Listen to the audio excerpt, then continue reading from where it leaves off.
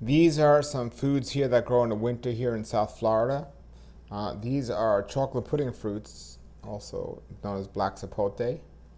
And I showed you the sapodillas that were outside just now in the video, and these are persimmons. Now, these particular ones didn't grow off my trees, but they do grow in South Florida in the winter time. So these are foods that most people haven't heard of around the country, but wherever you live, there's certain foods that are good for that area. I remember in New York City, I used to get mulberries. There are a lot of mulberry trees, so check the video out and grow your own food. Nature's wealth, good for your health. This is the Raw Life Health Show. Hello everybody, this is Paul with the Raw Life Health Show, and check this out. I am here at my house in sunny South Florida. It's a little chilly out today, but there are certain fruits that grow all summer long. It's known as a summer climate for tropical fruits, mangoes, and a whole bunch of other things. But it's winter time right now, and these fruits are growing. These are sapodilla, like brown sugar fruits, also known as níspero. They're all over the world, Chico in Asia, and they're just delicious fruits, but they're winter fruits, wintertime fruits. And I absolutely love fruits all year.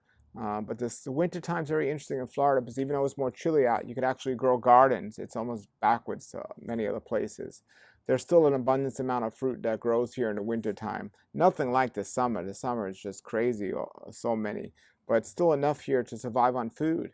So considering the greens you can grow and plus other fruits with wisdom, you can literally feed yourself. You can grow herbs and feed yourself off your land.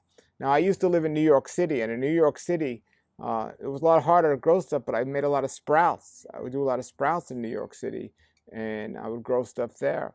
Wherever you are, whatever you're doing, if you really want to help yourself to be successful at eating not just a raw food diet, but a healthier lifestyle, add as much food to your diet as possible that you're producing yourself, stuff you're growing yourself. Even now, inside in the kitchen, I take lentil seeds and mung beans and I soak them and I make lentil and mung bean sprouts. You can always grow something. And one of the keys, it's not being completely self-reliant or self-sufficient on 100%, but the more you can do, the better. The more you can do, the better. And I always say if there's no food around, just don't eat fast and you'll be healthy. But it certainly, not only does it help with economically, money-wise, but just to know where your food is truly coming from. And times now more than ever before, we don't know what they're putting in our food and how it's being made and so on. So now more than ever before, it's very helpful to grow our own food as much as possible. So if you have a garden, a backyard, no matter where you live, you absolutely have no excuse. Weather is not an excuse. I know somebody in Chicago had a beautiful garden, and you can grow root vegetables in the winter. You can grow grains in the summer and greens in the summer, and even in the winter have a garden. I know people that live in the desert that have a garden. Check out my friend's gardening channel, Growing Your Greens by John Kohler, Growing Your Greens. Now, if you live in a city in a little apartment, sometimes you might have a windowsill edge. You'd be surprised what you can grow with such little spaces. They even have these in the house now. You can grow.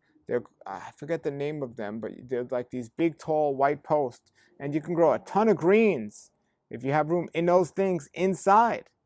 They have the lighting and everything that goes to it. Definitely, if I lived up north, I would have something like that.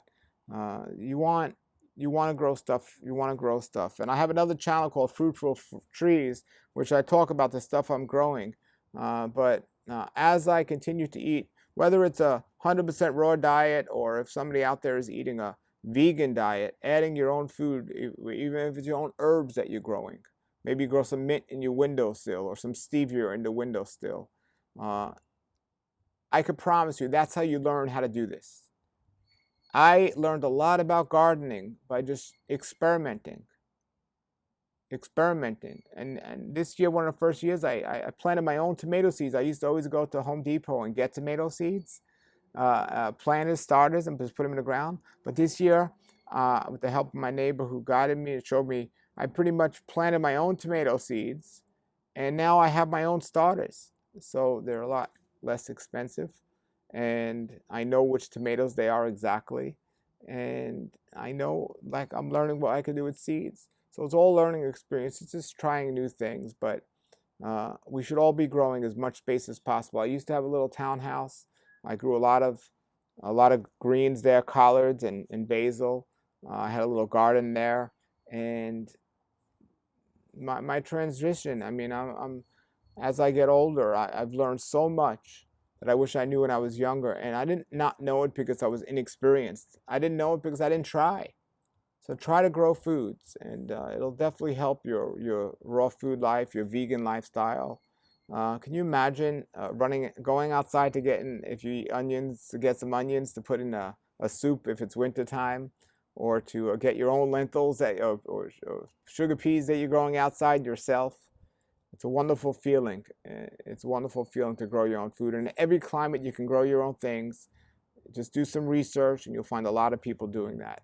So if you have comments or questions, put them below the video.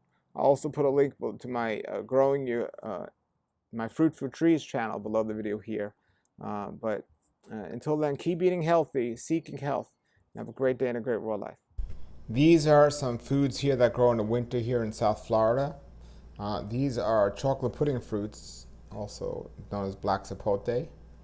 And I showed you the sapodillas that were outside just now in the video, and these are persimmons. Now these particular ones didn't grow off my trees, but they do grow in South Florida in the winter time. So these are foods that most people haven't heard of around the country, but wherever you live, there's certain foods that are good for that area.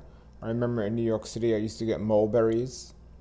There are a lot of mulberry trees, so check the video out and grow your own food. Nature's wealth, good for your health. This is the Raw Life Health Show.